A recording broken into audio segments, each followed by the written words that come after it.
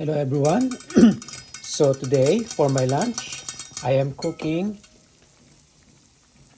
sotanghon na may sabaw, glass noodles, sorry,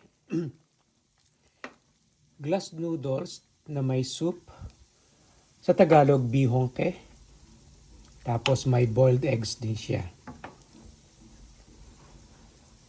It's raining, 4 degrees, so perfect siya sa weather for today.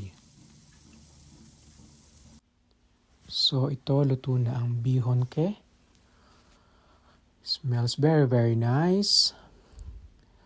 So I have spring onions,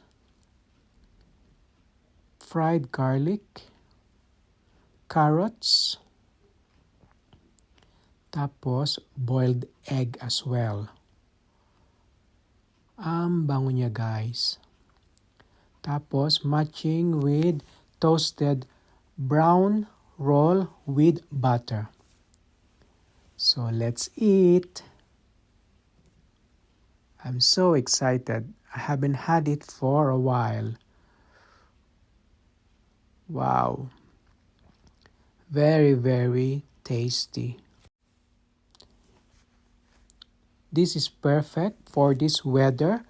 Today, it's raining all day and the temperature is 4 degrees.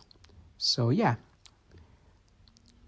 very timely and very, very tasty.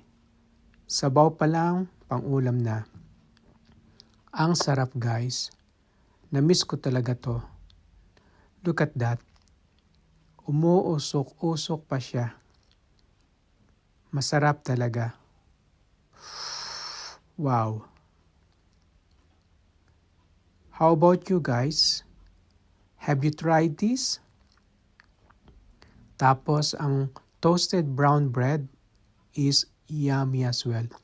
Perfect ang combination niya or perfect na i-combine siya sa bihongke. Have a good time guys. Bye!